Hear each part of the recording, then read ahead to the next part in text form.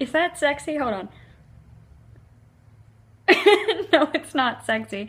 Why does that movie try to make that sexy? Hey YouTube, it's me, Brianna. Today we are going to talk about 50 Shades of Grey, and my cat just came up here. Yep, that happened. Today I want to talk to you guys about 50 Shades of Grey.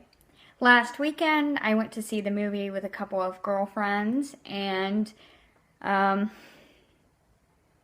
don't know how to say this with a straight face. I actually didn't hate the movie. I liked the movie. 50 Shades, the movie. About what you would expect, and as far as sexual content of an unusual nature goes, if you read the book, you know. And if you didn't read the book, you probably still know. Having read the book 50 Shades of Grey and hated it, I went into the movie fully expecting to be as miserable as I was while reading the book.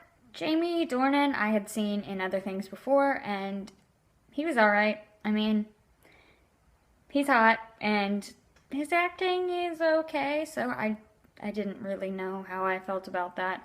Christian Grey as a character is not that interesting to me.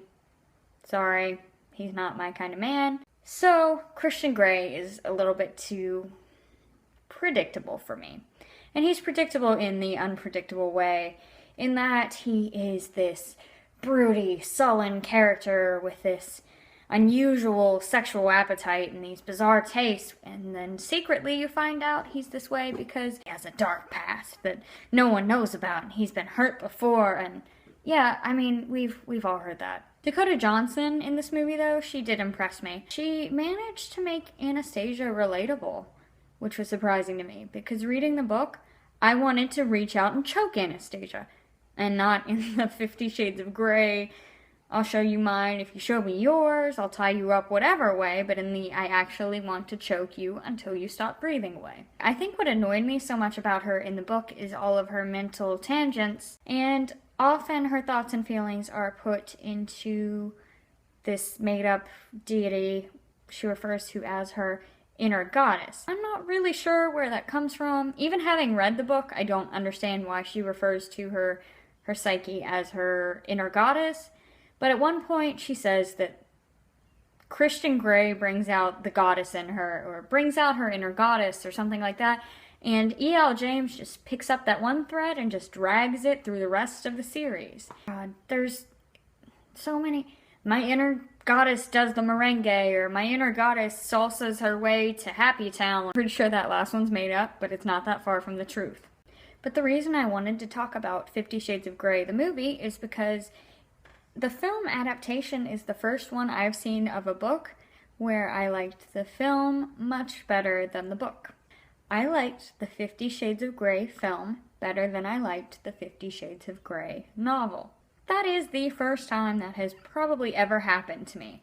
I can't think of any other book to film adaptation where I was like, yeah, that movie was better than the book. I'd watch that movie again before I'd read the book in a heartbeat.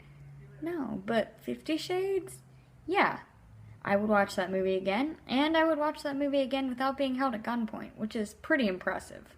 Now, with that being said, the movie is not going to make my top 10 or even my top 50 anytime soon, but it was a pleasant surprise. I guess, if you're debating whether or not to see the movie, go ahead.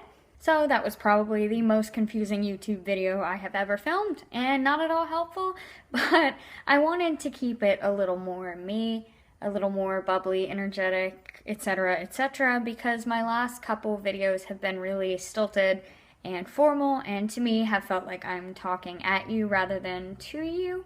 So in this video, I really wanted to make it seem like I am right there with you, and we're just hanging out, because that is what the goal of my channel is, to provide advice, tips, tricks, processes, suggestions, recommendations. There's another ishins or Asians or something in there, but I forgot it. And if you see the movie, I would love to hear your thoughts, especially if you have also read the book. Go ahead and leave a comment below, regardless of whether you have seen the